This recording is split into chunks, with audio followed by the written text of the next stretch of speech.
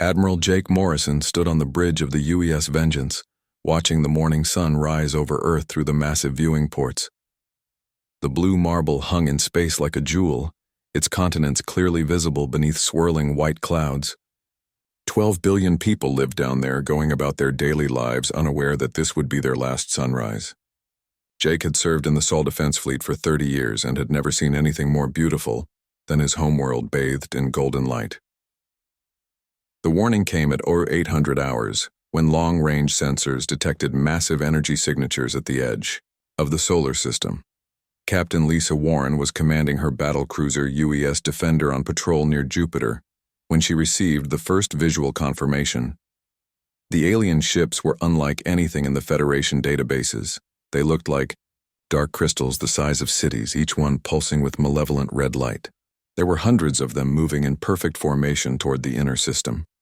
Jake immediately activated the emergency protocols and began rallying every ship in the system. Earth had the strongest defenses of any human world with orbital platforms, defense stations, and a fleet of over 200 warships. The Sol defense grid had protected Earth for decades against pirates and raiders. But as more alien ships appeared on the sensors, Jake realized they were facing something far beyond anything humanity had ever encountered. The aliens called themselves the Void Hegemony, and they had been conquering worlds for over 1,000 years. Their crystalline dreadnoughts were powered by dark energy and armed with weapons that could crack planets.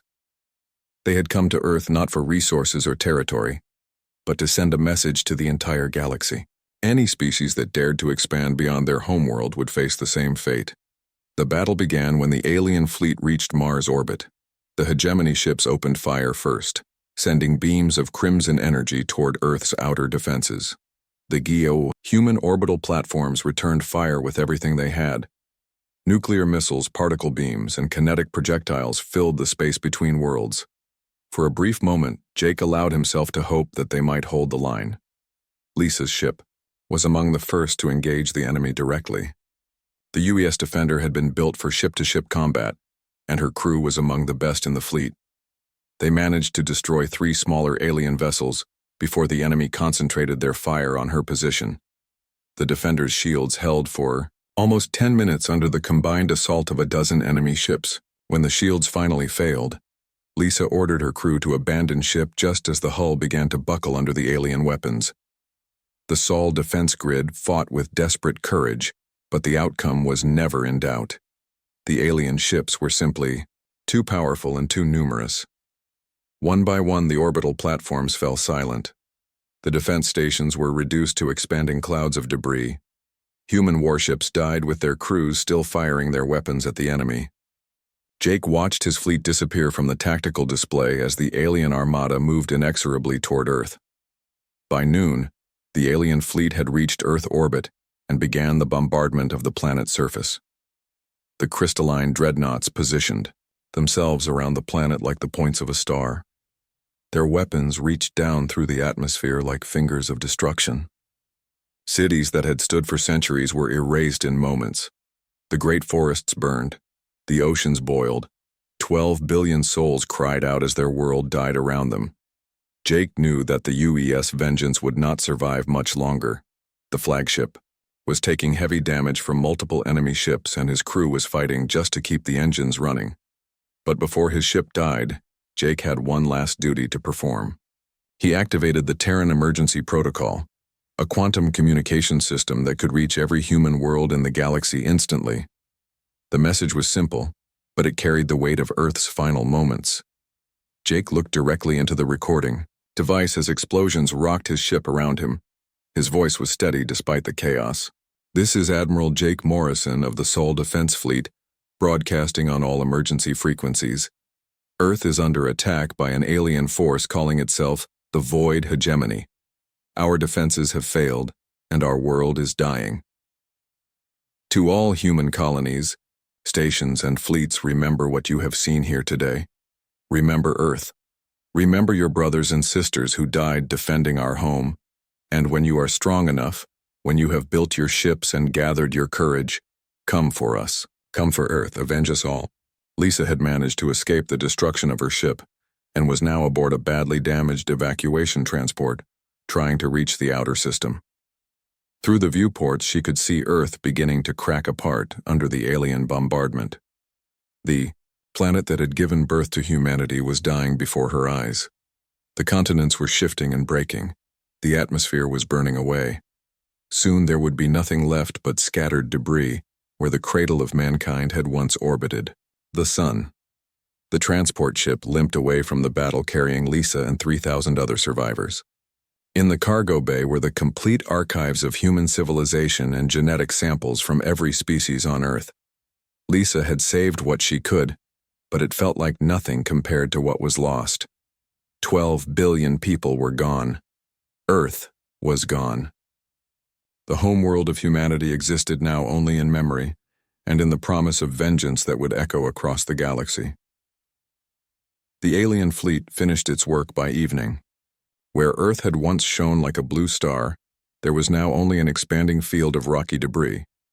The void hegemony had achieved their goal. They had sent their message to the galaxy written in fire and death. Any species that dared to challenge their dominion would face the same fate. They gathered their ships and departed the system, confident that they had broken humanity's spirit by destroying their most precious world. But the aliens had made a terrible mistake. They had assumed that destroying Earth would crush human resolve. They thought that by taking away humanity's birthworld, they would scatter the survivors like leaves in a storm. They believed that without their home to unite them, humans would become just another conquered species, broken and afraid. The void hegemony could not have been more wrong. They had not destroyed humanity's spirit. They had forged it into something, harder than diamond and sharper than any blade. Across 200 star systems, human colonies received Jake's final message. And in the darkness between the stars, something terrible began to stir. The children of Earth had work to do. The quantum message reached the colony world of New Texas first, because of its position near the galactic communication relay. Governor Ryan Cooper was in his office reviewing agricultural reports when the emergency broadcast began playing on every screen in the capital city. He watched in horror as Admiral Morrison delivered his final message from the dying Sol system.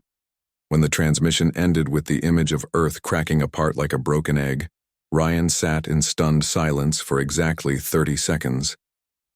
Then, he activated the planetary emergency system and began mobilizing every ship, soldier, and resource on New Texas for war.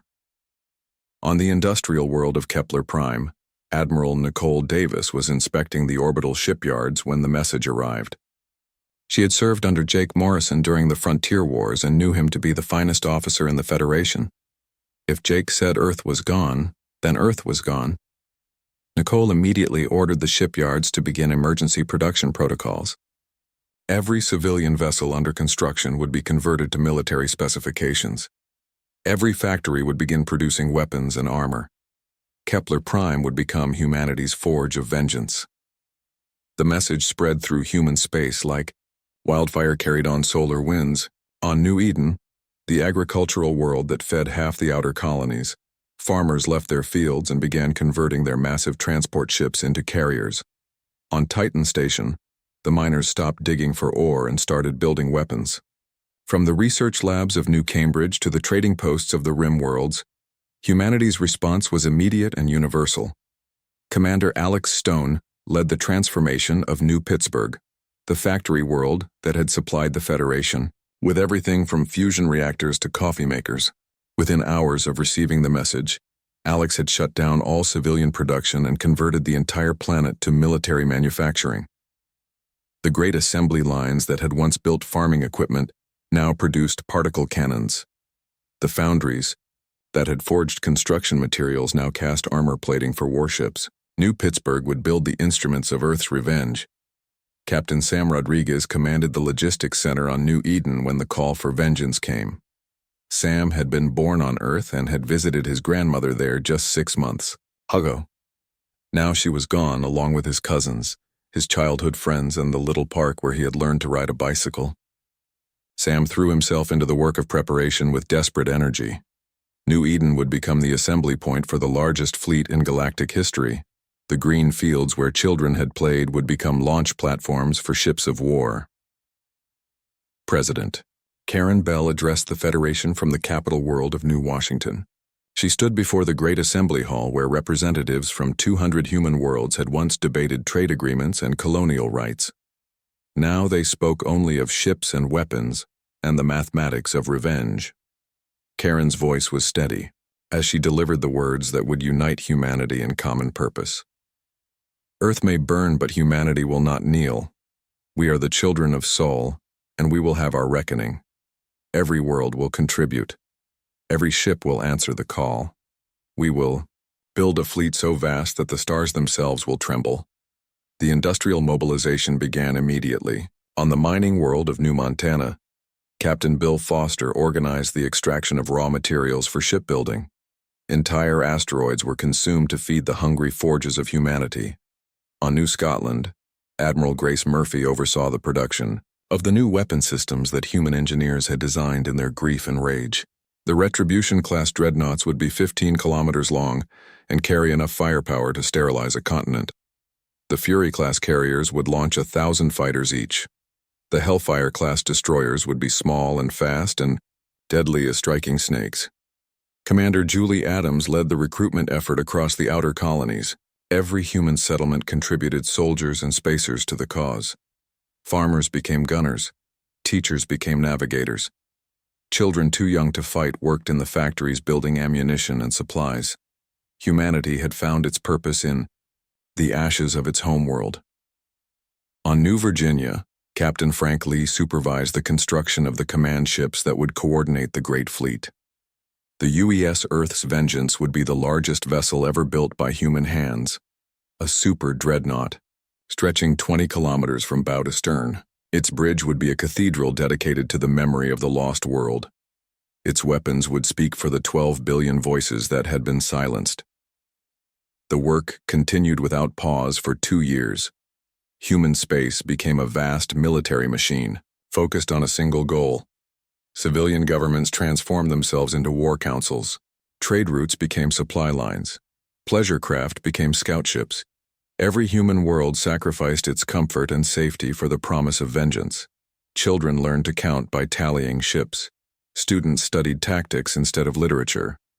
The entire species bent its will toward the reconstruction of its military might. Captain Doug Harris commanded the training facilities on New Mars where human crews learned to operate their new warships. The simulators ran day and night as spacers practiced the maneuvers they would need in the battles to come. Fighter pilots flew training missions until they could engage enemy targets in their sleep. Marines rehearsed boarding actions against mock-ups of alien ships. Humanity was preparing for war on a scale never before seen in the galaxy. Admiral Lisa Warren, the sole survivor of the UES Defender, oversaw the final integration of the fleet elements. She had been promoted after her escape from Earth and given command of the new carrier battle groups. Lisa carried the genetic archives of Earth in a sealed vault aboard her flagship. She would not rest until every alien who had participated in Earth's destruction was dead. The memory of her homeworld cracking apart drove her forward through the endless days of preparation. As the second anniversary of Earth's destruction approached, the impossible became reality. 100,000 warships gathered at the rally, point beyond the galactic rim. They came from every human world, every station, every outpost in Federation space. The fleet stretched across light years, a moving constellation of humanity's rage.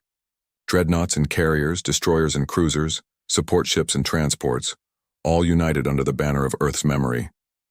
Admiral Jake Morrison, miraculously rescued from the wreckage of his flagship by a passing merchant vessel, was given command of the Great Fleet. He stood on the bridge of the UES Earth's Vengeance and looked out at the assembled armada. The ships were beautiful and terrible, each one carrying the hopes of a world and the promise of justice. Jake opened a channel to every ship in the fleet and spoke the words that would begin humanity's march to war. We are the children of Earth, and we remember our home. Today we begin the reckoning. Today we teach the galaxy what happens to those who threaten humanity's family. All ships, prepare for hyperspace jump. We have promises to keep and a debt to collect. The Great Fleet moved through hyperspace like a storm of righteous fury. 100,000 ships traveling together toward the heart of void hegemony territory. Admiral Jake Morrison commanded from the bridge of the UES Earth's Vengeance. the massive super dreadnought that served as the fleet's flagship. The ship was more than just a vessel of war. It was a monument to Earth's memory and a promise of vengeance that would echo through the stars.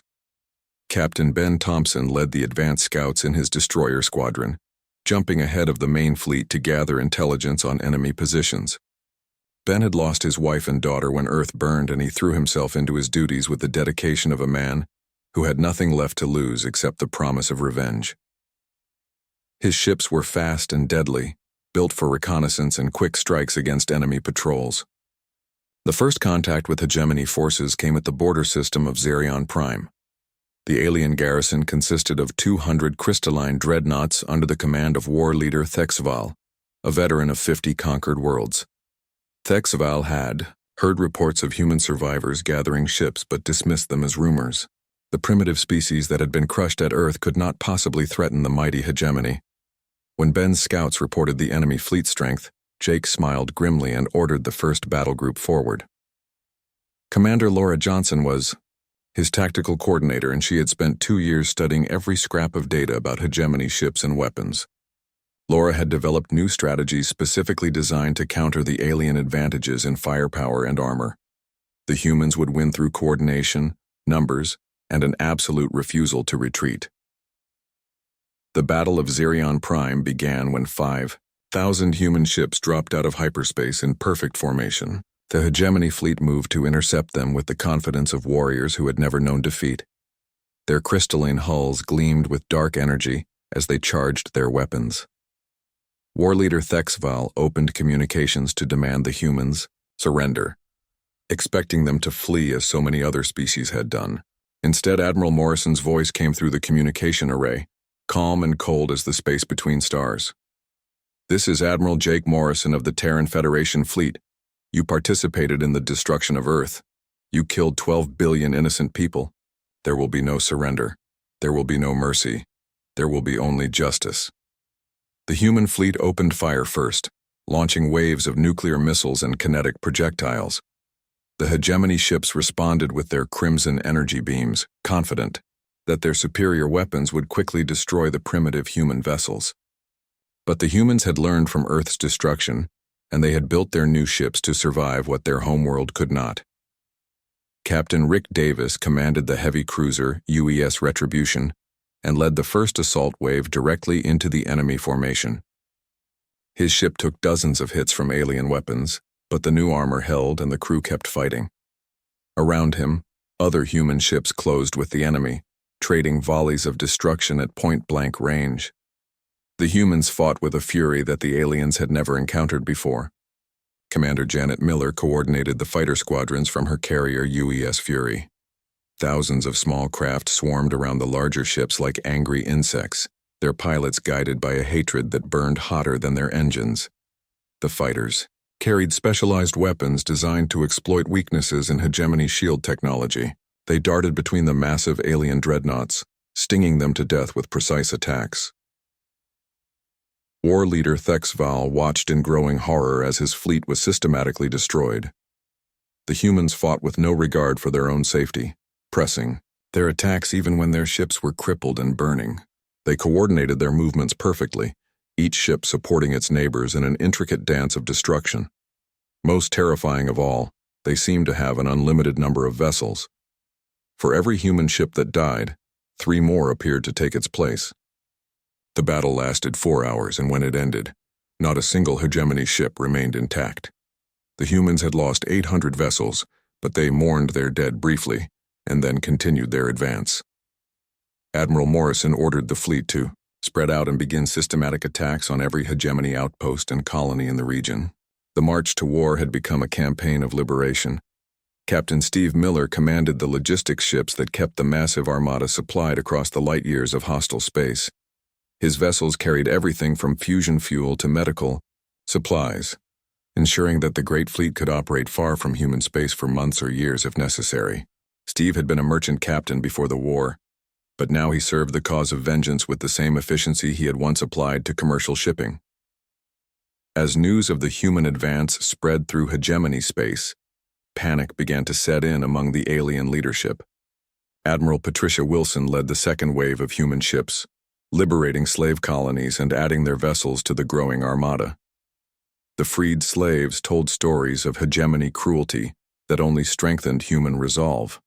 Every liberated world provided more ships, more soldiers, and more reasons for the aliens to fear what was coming. The Great Fleet grew larger with each victory, becoming an unstoppable tide of destruction rolling toward the heart of enemy territory. Human engineers worked around the clock to repair damaged ships and integrate captured alien technology. Scientists studied hegemony weapons and defenses, looking for any advantage that might speed their advance toward the final confrontation.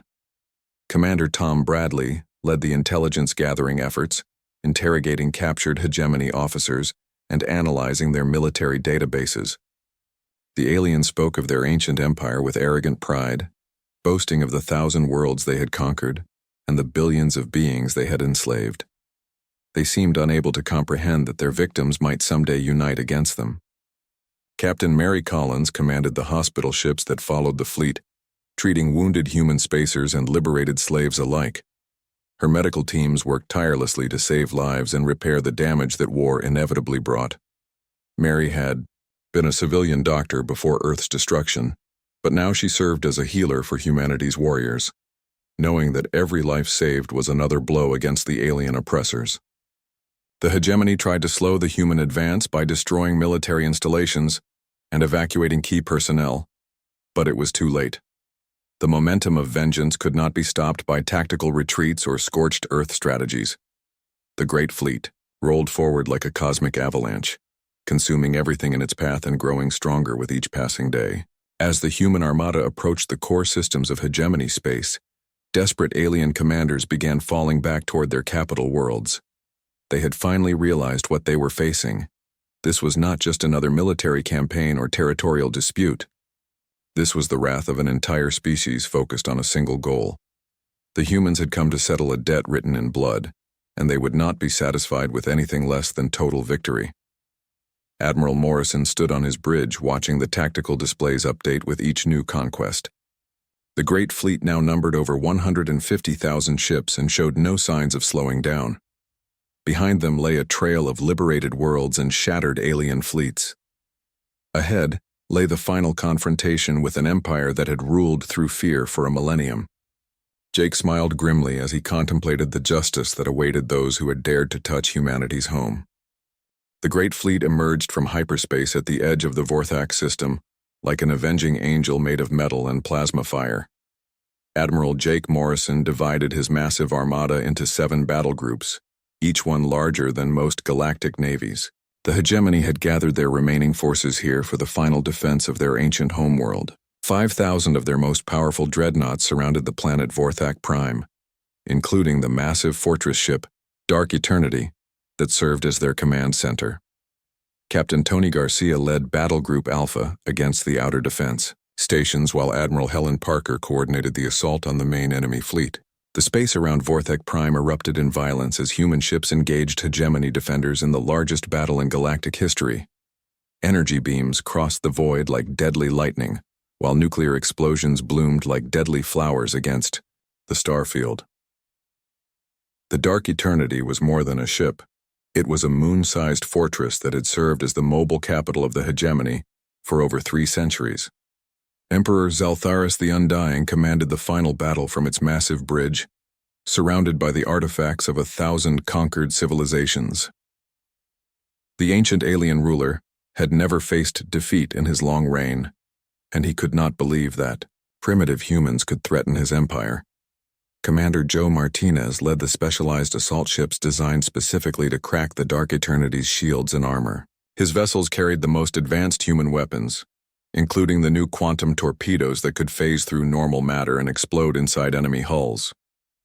Joe had volunteered for this mission knowing it was likely suicide, but he had lost. 3 brothers in the defense of Earth and death held no fear for him. The battle raged for 3 days across the entire Vorthak system. Human ships died by the thousands, but their sacrifice was not in vain. For every vessel destroyed, its crew weakened the enemy defenses and gathered intelligence for the ships that followed. The mathematics of vengeance were simple and terrible. Humanity had more ships than the hegemony had ammunition. Captain Amy Turner commanded the breakthrough force that finally penetrated the Dark Eternity's outer defenses. Her heavy assault ship UES Hammer smashed through the fortress's shield grid at full acceleration, followed by 50 other vessels loaded with human marines. Amy had been a test pilot before the war, but now she flew her ship like a guided missile, aimed at the heart of enemy power.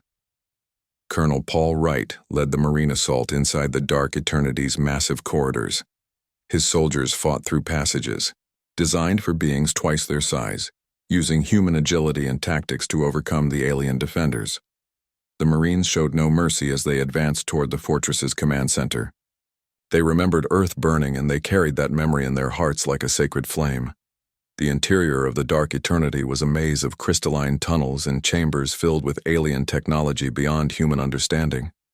Paul's Marines used demolition charges to blast through barriers while combat engineers worked to disable the fortress's internal defenses. Every step forward cost lives, but the humans pressed on with the determination of soldiers who fought for more than victory. They fought for justice. Emperor Zaltharis watched his mighty fortress being torn apart from within by creatures he had dismissed as insignificant.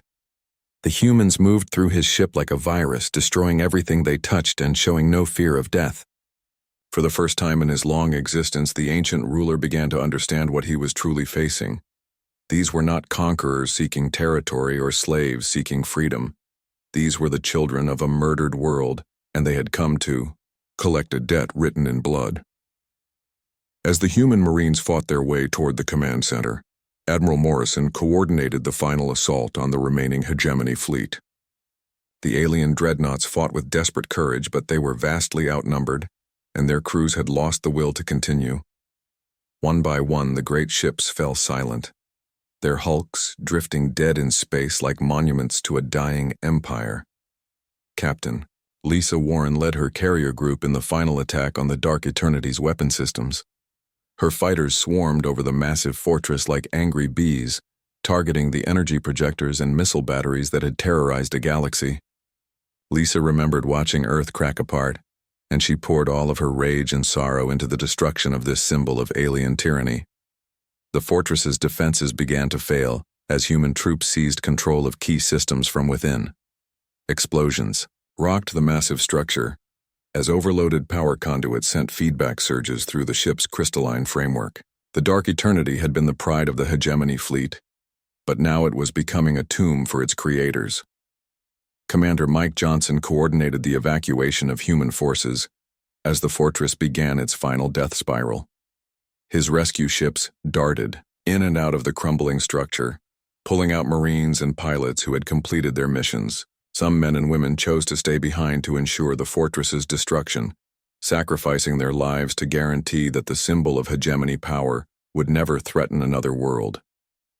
In the deepest chamber of the Dark Eternity, Admiral Morrison finally confronted Emperor Zaltharis in single combat. The alien ruler was ancient beyond human comprehension and possessed technology that made him nearly immortal, but Jake fought with the fury of a man who had watched his homeworld die. They battled among the broken remains of stolen treasures from 1,000 conquered worlds. Each blow struck for the memory of Earth and its lost children. Zaltharis had ruled through fear for millennia, but now he faced something that could not be intimidated or bargained with. Jake Morrison represented the will of an entire species united in grief and rage. The Emperor's advanced weapons and armor were useless against an enemy who fought not for conquest, but for justice. When the ancient alien finally fell, his last words were a whispered question about what humanity truly was. The Dark Eternity died in a flash of light visible from 3 star systems away, taking the last Emperor of the Void hegemony with it. The explosion marked the end of a 1,000-year reign of terror and the beginning of a new age in galactic history. The fortress that had served as a symbol of alien dominance became an expanding cloud of radioactive debris, a fitting monument to the folly of those who had dared to touch humanity's home. As the light faded and the echoes of the explosion rolled across space, Admiral Morrison stood on the bridge of his flagship, surrounded by the wreckage of the hegemony fleet.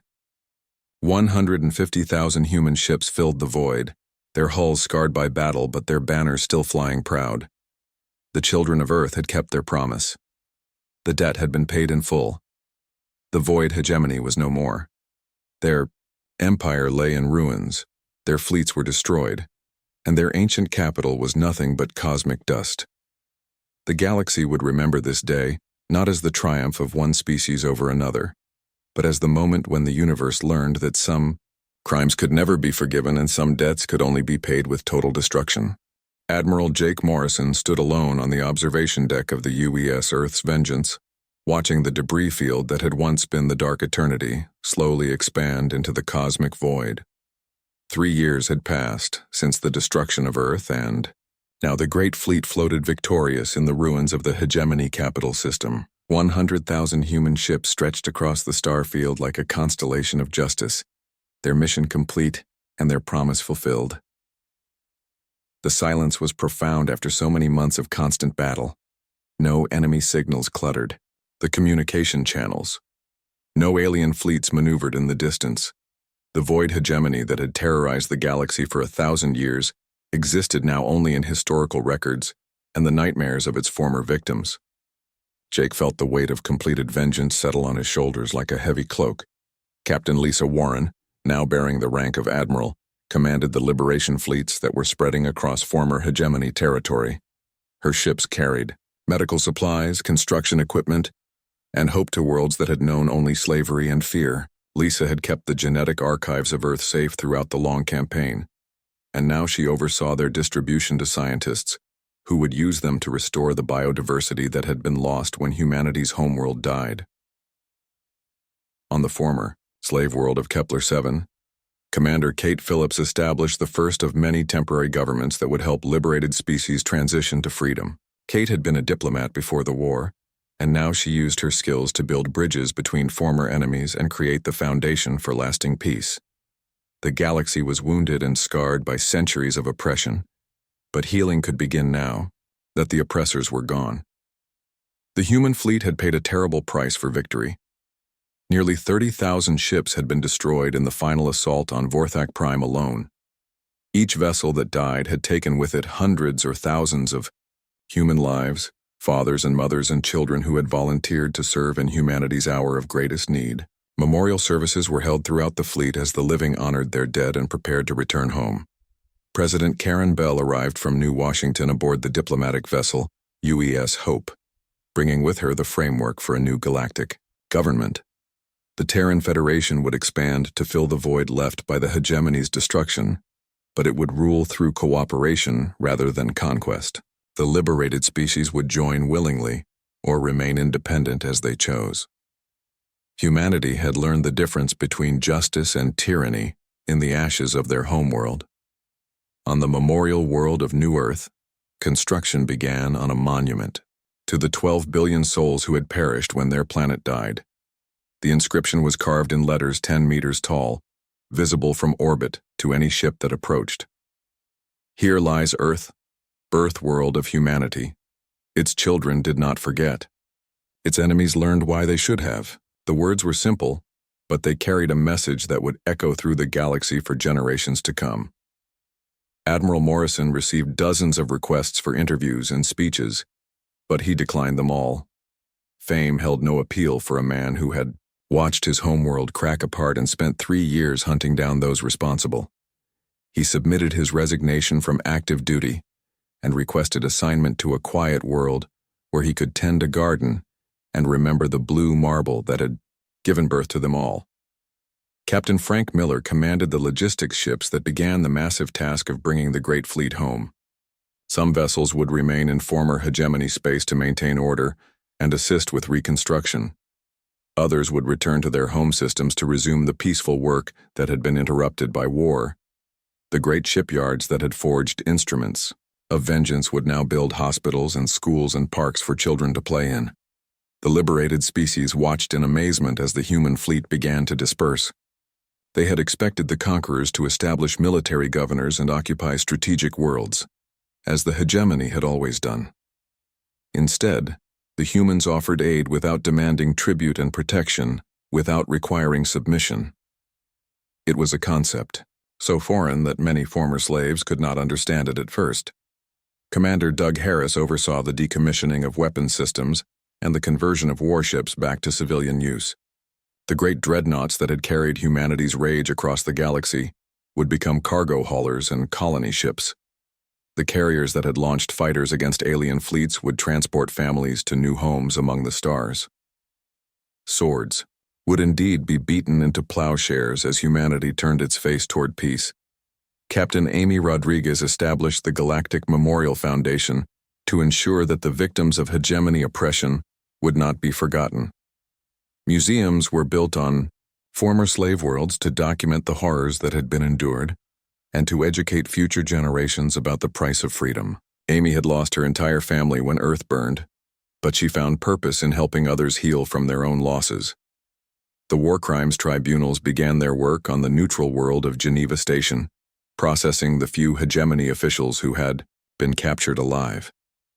The proceedings were broadcast throughout the galaxy so that all species could see justice being done. The trials were fair but thorough, establishing legal precedents that would govern interstellar relations for centuries to come. As the months passed, reports arrived from across former hegemony space. Species that had been enslaved for generations were building their own governments and exploring the galaxy as free beings. Trade routes that had been closed for centuries were reopening. Art and music and literature flourished as creative spirits were unleashed from the bonds of oppression. The galaxy was healing from its wounds. Admiral Lisa Warren established the Earth Foundation to preserve the memory and culture of humanity's lost homeworld. The genetic archives were distributed to research stations throughout human space where scientists worked to recreate the ecosystems that had been destroyed. New Earth would never replace the original, but it would carry forward the legacy of the blue world that had given birth to the stars. Jake Morrison finally found his quiet garden on a peaceful world at the edge of human space. He grew tomatoes and roses and remembered the feel of Earth rain on his face. Sometimes at night he would look up at the stars and think about the children who would grow up free because of what the Great Fleet had accomplished. The price had been terrible, but the victory was complete. On the 3rd anniversary of Earth's destruction, memorial services were held throughout human space and on 100 liberated worlds. The ceremonies were simple but moving, focusing not on the glory of victory but on the cost of war and the value of peace. Children who had never seen Earth laid flowers on monuments, while their parents told stories of the world that had been lost but not forgotten. The 100,000 warships that had avenged Earth scattered to their new purposes as guardians of peace and builders of hope. Some became exploration vessels pushing into unexplored regions of space. Others served as rescue ships and disaster relief platforms. A few remained as patrol vessels, ready to respond if another threat emerged to challenge the hard-won freedom of the galaxy. The universe had learned a lesson written in fire and blood. The children of Earth were peaceful by choice but terrible in their wrath when roused. They would welcome friends and allies with open arms, but any species that threatened what humanity held dear would face the same fate as the void hegemony. The galaxy was vast and full of wonders, but there was room in it for only one result when humanity's family was threatened: justice.